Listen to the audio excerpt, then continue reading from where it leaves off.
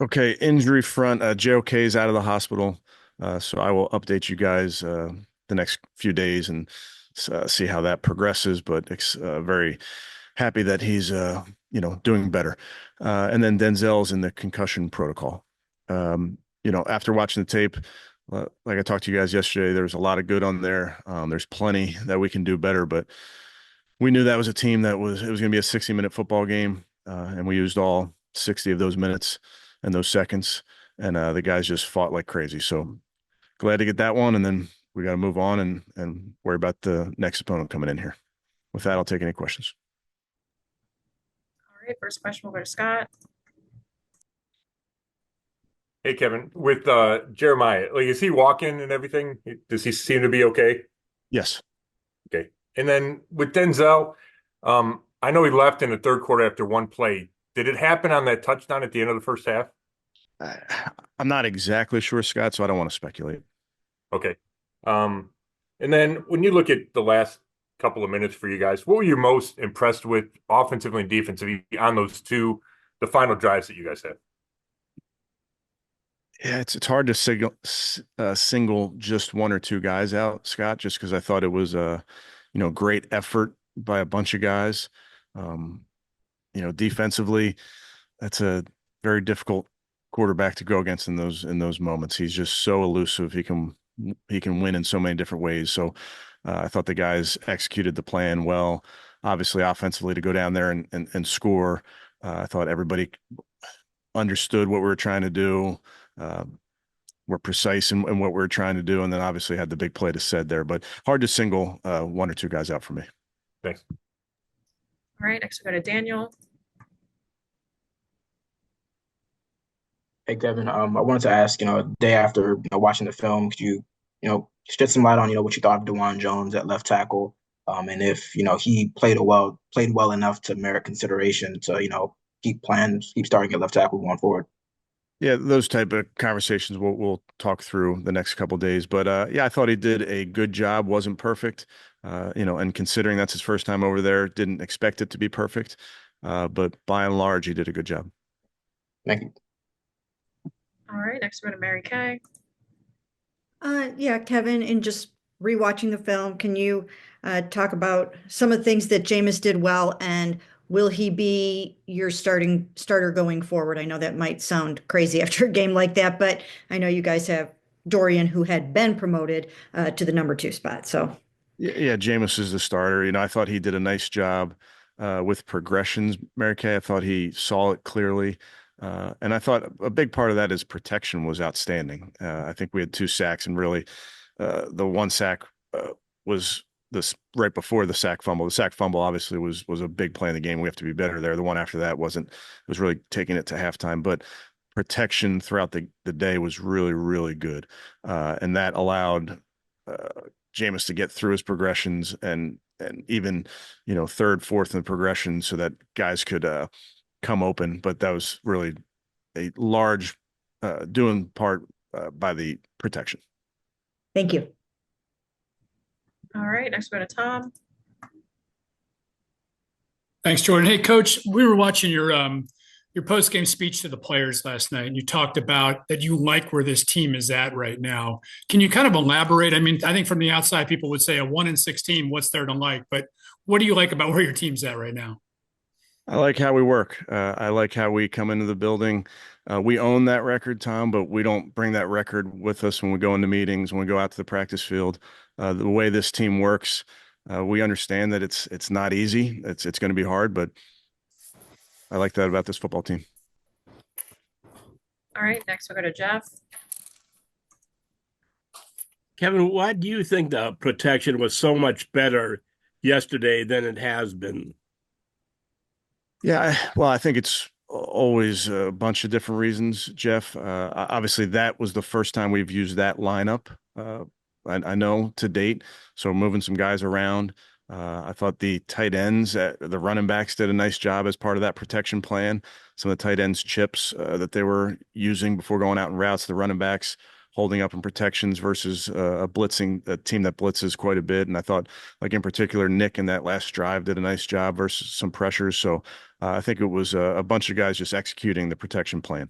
And to follow up then, the fact that Jameis Winston stays in the pocket more, how much, don't want to say the word easier, but how much does that contribute to the protection being better?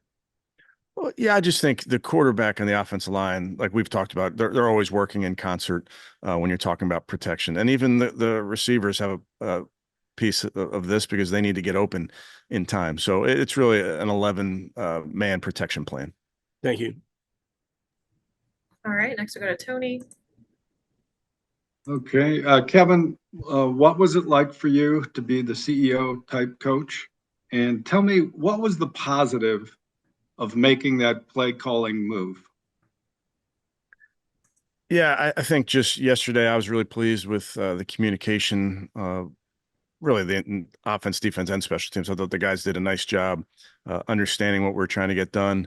For me, I was just there to support Dorse in the play calling on the offensive side of the ball, just like I try to do with Coach Schwartz as well. So I thought Dorse did a really nice job getting the plays in. The guys did a nice job getting in out of the huddle. But for me, the decision, I guess, Tony, just is whatever I think is best for the football team is what I'll do.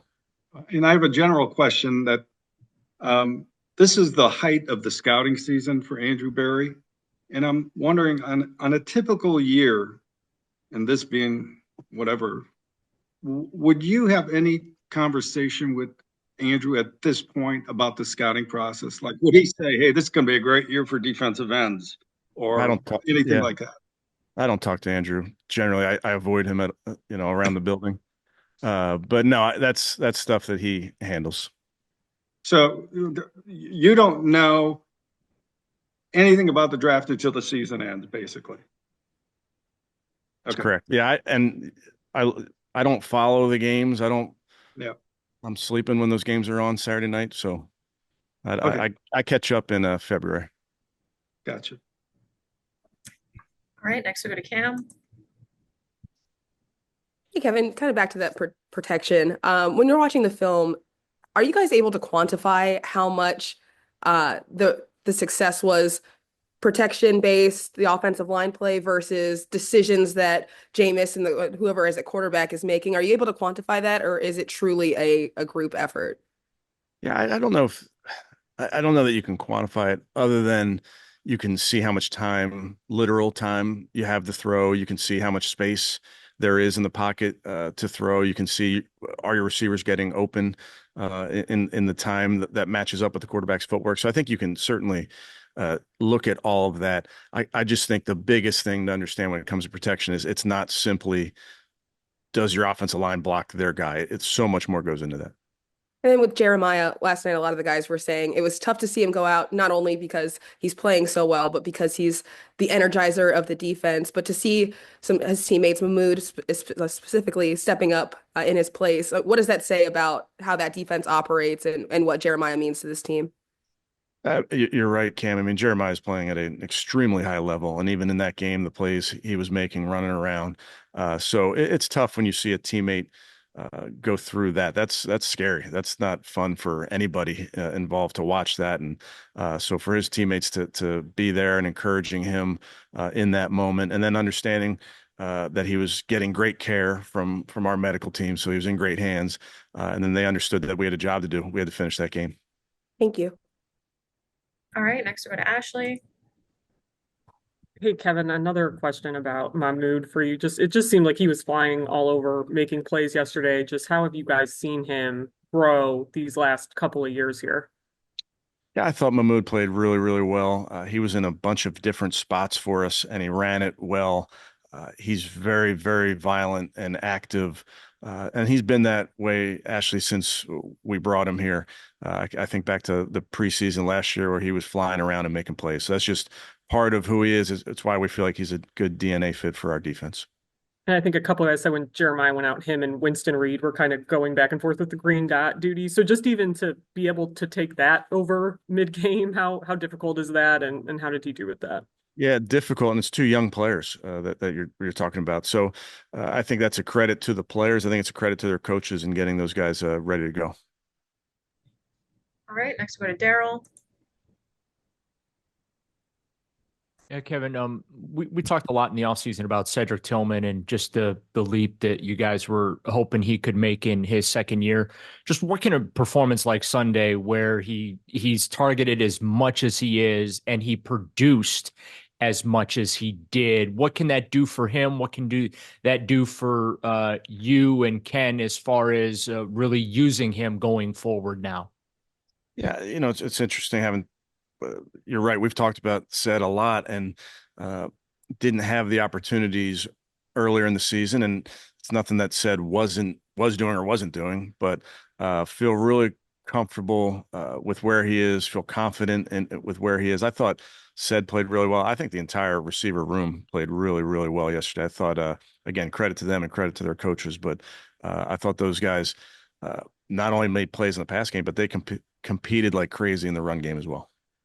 I wanted to ask you about Denzel Ward and another concussion for him. This is the sixth one for him, and since he's been drafted.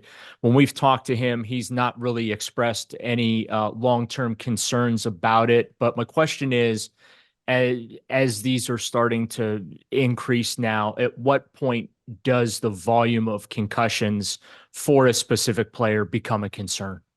Yeah, I really lean on the medical team, Daryl, and these type of things, and I support our players, and I know Denzel's getting great care. All right, next we'll go to Chris.